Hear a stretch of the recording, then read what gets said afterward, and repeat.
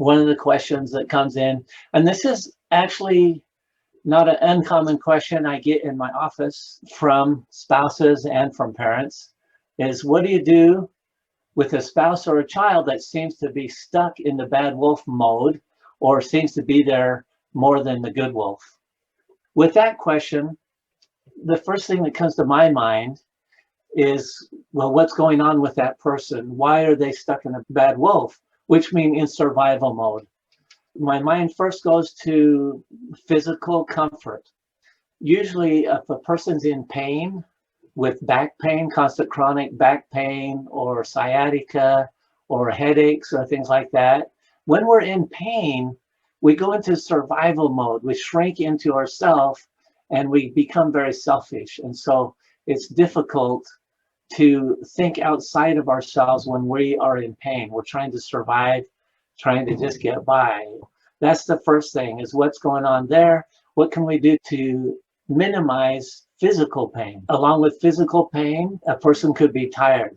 If it's a brief period of time, then we usually understand, oh, this person is tired, or this child is tired, or my spouse is tired.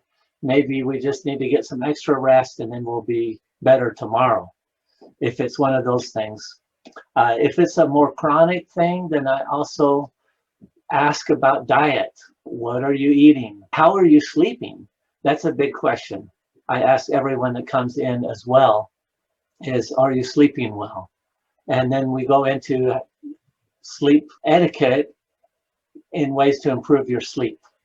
If someone's not getting very good sleep, then they're not going to be in the best of moods. If they're getting sleep, if they're not in specific physical pain because of back pain or something like that, then another part, well, part of the diet is, what are they eating? Are they getting some vitamins? Some vitamins that help feed the brain. You think about a car is not going to go very far without gas or without oil. It's going to come to a grinding halt.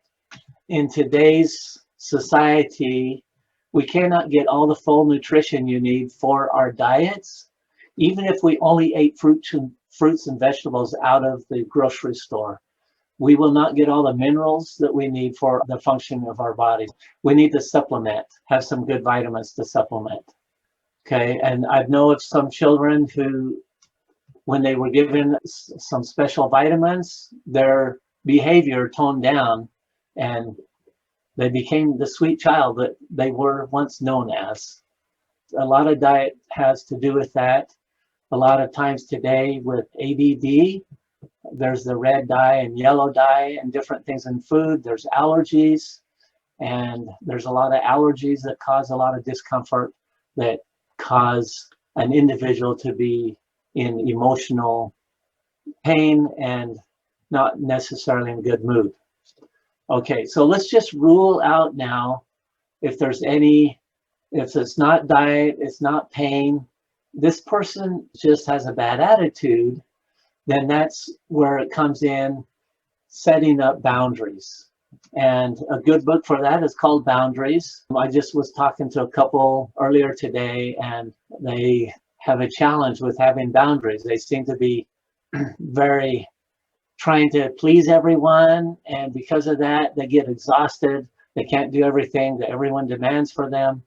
And so I've been working with them on boundaries to be able to learn to say no, learn to set boundaries, learn to redirect the expectations.